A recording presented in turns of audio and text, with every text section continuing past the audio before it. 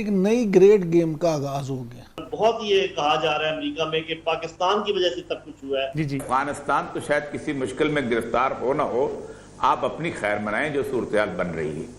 और ये शायद हम समझ रहे, हम अफगानिस्तान को मशवरे दे रहे हैं, तोपों का रुख आपकी तरफ पलट चुका हुआ है। और जो शख्स ये नहीं जानते वो कभी कभी मेरे सामने ये पड़ी हुई है पेंटागन की स्ट्रेटजी, इंडो पैसिफिक स्ट्रेटजी जो उन्होंने बिल्टअप की हुई है, और उसके अंदर सबसे मेन बैटल ग्राउंड जो है वो आपका मुल्क बनने वाला है। हिंदुस्तान की तरफ से हो सकता है हमारे ऊपर चढ़ाई ज्यादा हो जाए, समुद्र की तरफ से भी और हिंदुस्तानी सरहद की तरफ से भी। और आप हर साल अमेरिका से कोलिशन सपोर्ट फंड की भीख मांगते थे। तो हिंदुस्तान बहुत बड़ा मुल्क है, उसको अगर इंटेलिजेंस मिल जाए अमेरिका की तो हमारे लिए काफी मसाइल पैदा कर सकता है। क्योंकि अमेरिका ने अब जो गेम वहां पे स्टार्ट की है उसकी मदद उसके मुताबिक नहीं की, उनको भी कोई मजा छिकाना चाहता है। लेकिन एक ही रास्ता है कि इंडिया और पाकिस्तान की लड़ाई शुरू कर दी जाए तो सीपैक खत्म हो जाता है, चाइना की गर्दन जो है वो मड़ोड़ी जाएगी। और एक ही रास्ता है, इसलिए खतरात बहुत हैं। पाकिस्तान का न्यूक्लियर हथियार जो है, इस फंडामेंटल टीटीपी का एक मूवमेंट आएगी, इसके हाथ में हथियार आ जाएंगे,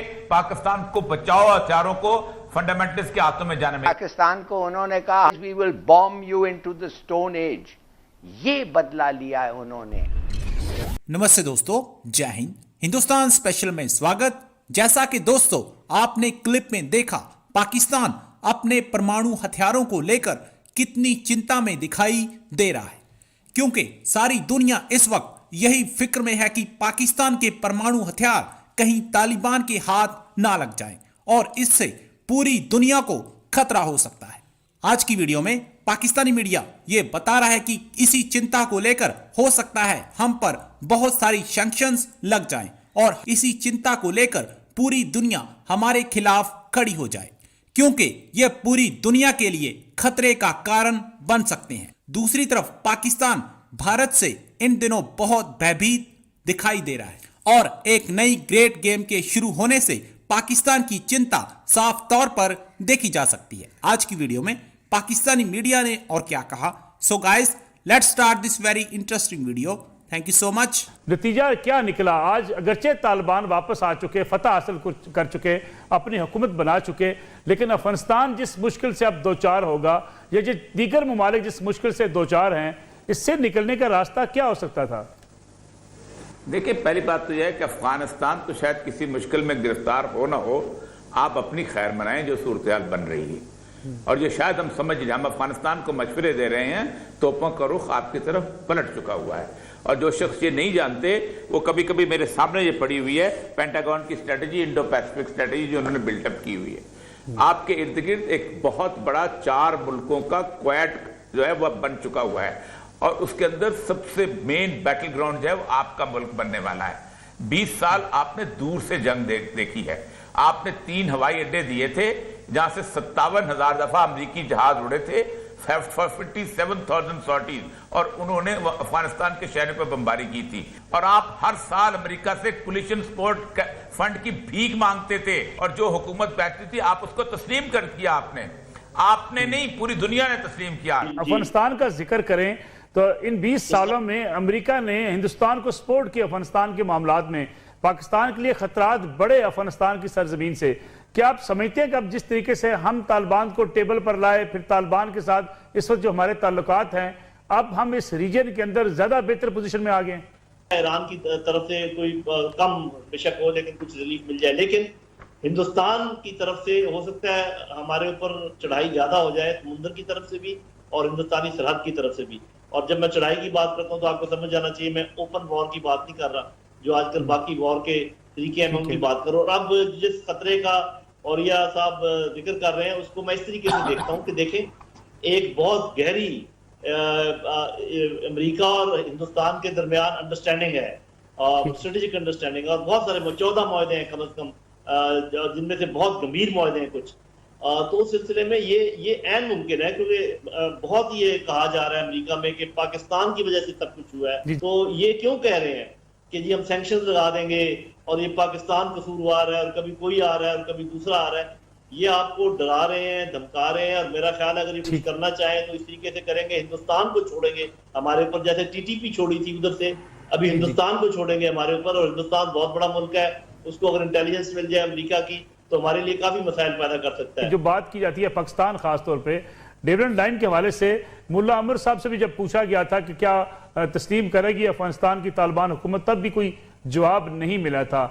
इस बार क्या तालिबान से हम ये तोक़ो कर सकते हैं कि वो पाकिस्तान के मौक़िफ़ को, डिविडेंड लाइन को तस्लीम कर लेंगे?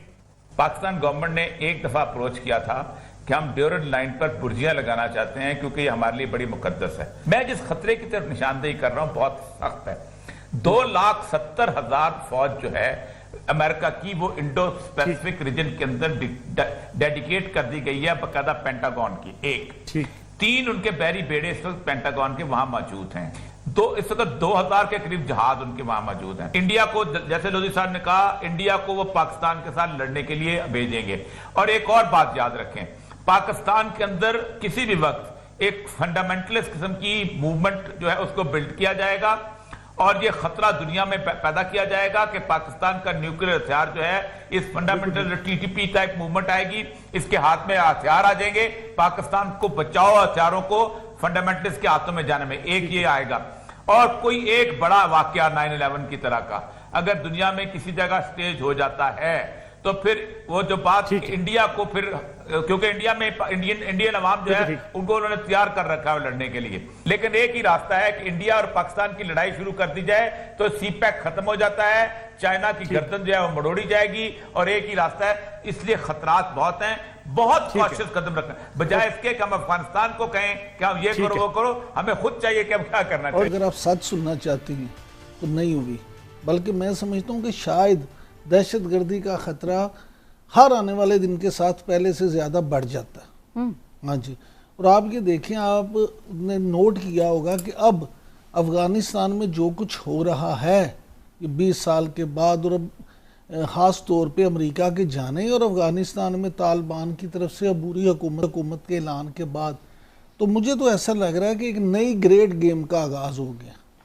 और वो नई ग्रेट गेम जो है उसमें अब खित्ते के तमाम मुल्कों को और अफगानिस्तान के इशू से जुड़े तमाम मुल्कों को ना सिर्फ फूंक फूंक कर कदम रखना होगा। तो मैं समझता हूँ कि अमेरिका ने अब जो गेम वहाँ पे स्टार्ट की है उनमें वो ये चाहता है कि इन मुल्कों को भी, जिन मुल्कों ने उसके उस एजेंडे के पूरा होने में शायद उसके मुताबिक काम नहीं किया, उसकी मदद उसके मुताबिक नहीं की, उनको भी कोई मज़ा छिकाना चाहता है। अच्छा। हाँ, लिहाजा वो अब ये सारी कोशिशें करेगा। पाकिस्तान को उन्होंने कहा हमारे साथ खड़ो, otherwise we will bomb you into the stone age. ये बदला लिया है उन्होंने अफगानिस्तान के लोगों पे, पाकिस्तान के लोगों पे। और फिर अगर ये हिमाकत काफी नहीं थी, उसके माने कि अगर पूरी दुनिया भी खड़ा हो जाए अमेरिकन के खिलाफ, अमेरिका कहता है टू हेल विद यू, अगर हम किसी को मारना है हम जाके मारेंगे, बस ठीक है,